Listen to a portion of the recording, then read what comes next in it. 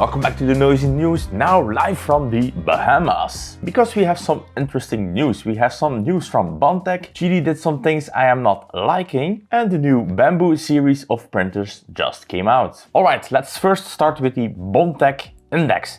Bondtech INDX is seemingly going to be a tool changer, just like we have seen in the past, but this is going to be total revolutionary. We can see that right now they are promoting a 9 nozzle version of it. They are saying it is cost effective. They are not claiming any prices, but it doesn't seem like the build chamber that they are using is pretty big. I think it is going to a maximum of 300 millimeters cubed. So it looks to be a very nifty thingy. They are claiming the wireless contactless tools. What is going to be contactless, I have no clue. They are self-adjusting dual drives, and by the pictures you can see that the filament is running through a tube. Then we have an open void, so the mechanism is going to catch the nozzle. The wheels are probably going to turn and until they make contact with the filament, pushing it through what it seems to be some kind of a nozzle system that is maybe going to be inductively heated. This is all speculation right now. So this is looking like a very nifty setup. The only thing we can see are Bowden tubes onto something that is looking like a carriage for the filament and the nozzle. So this could be really revolutionary. The pricing is going to be everything, and the ease of use or implementing it into your printer is also going to be very interesting. Now, it's only a 40-second video. I will link it down below if you want to see it, but right now this is looking by far one of the most interesting tool changer ideas I have ever seen. Then Bambu Labs released the H2D printer series. It is very expensive like we thought, but it's not that expensive. It's around 1900 euros, and for that you only get the printer, no AMS. There are a few reviews out on the Bambu Labs H2D. It also looks like they are going to use a new AMS. We could see that the ease of use, for instance, changing out the Bowden tubes or when you're having a clock, those are the things they really focused on. But the printer itself is really interesting. They are using a dual nozzle system on one print head, which is fine, I guess. The build plate has a 300mm square build surface if you're going to use both nozzles. If you are only doing single nozzle, then the build plate is going to be, I think, 2.5 centimeters wider. It is really interesting the way they implemented it. They also put on a laser module. When you are getting to the laser module, things are getting very expensive very fast. It is only a diode laser. In my opinion, at that price point, you are better off buying the other more cheaper diode lasers separately, because if you're going to use the diode lasers inside the print volume, the soot that you create from the laser engraving is going to get everywhere. So all your linear rails, the belts, the pulleys, everything is going to accumulate some kind of a crap from lasering. So yeah, I have no clue why they try to do it. Well, I have some clue. They are probably trying to do one trick machine that does everything for the creative person like you and me.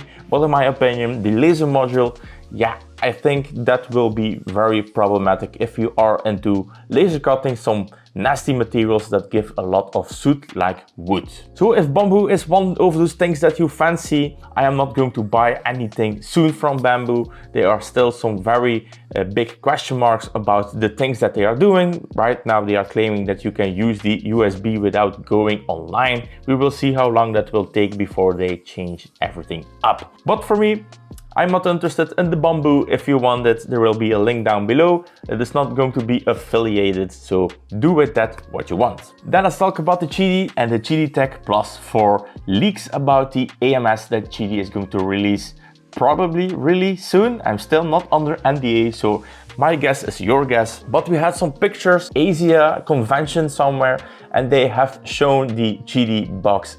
And let me tell you, brother, it is looking rough. The box itself is looking pretty nice, but the way they are going to implement it into the side of the QIDI Plus 4 is looking very problematic. You are going to lose a lot of space on the sides just because, the way the Bowden tube enters the printer on the side. So the buffer system is hanging on for dear life on the sides.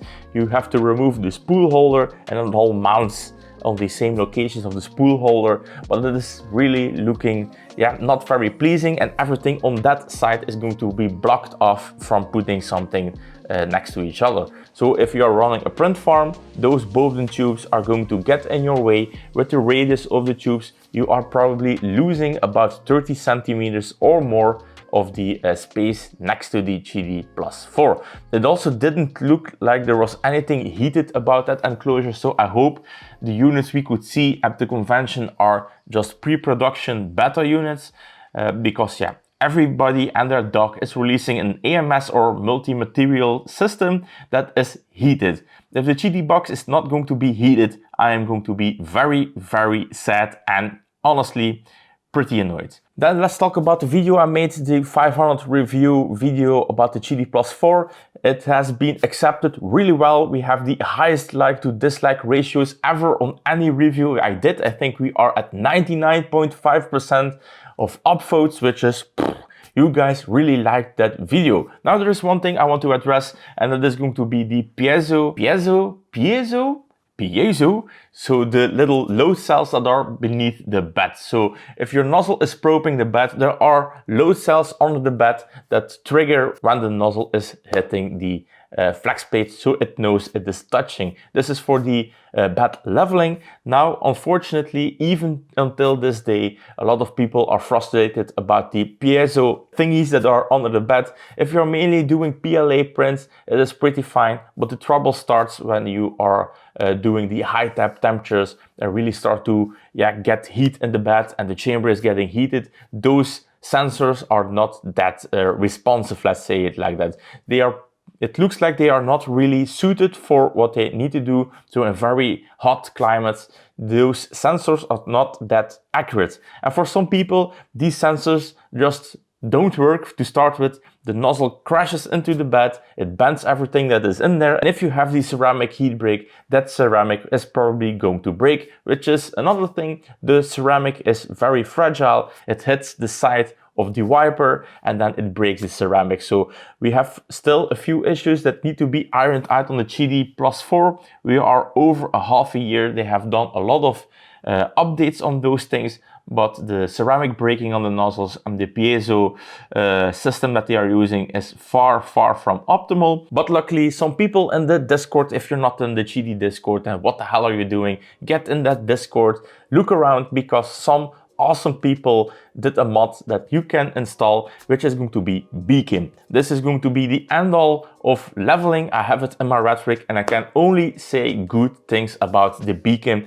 It is touching, it is leveling, it is doing heat offset calibrations and all of that. So Beacon is really impressive in my opinion. It is not cheap, so you will be paying, I think it's going to be around 80 or 90 euro for the Beacon upgrade without the printed parts. You will have to do some SSH manipulations, you will have to do some things that will be probably out of your comfort zone, but the people at Discord that did the whole compiling made a little Github with all the things you need to do.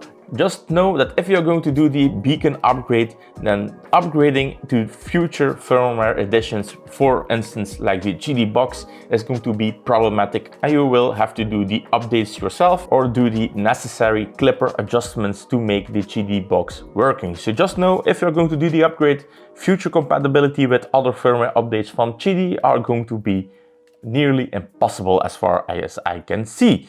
Then talking about upgrades, the heater shell, the Noizie heater shell replacement is no longer fitting the QIDI+4.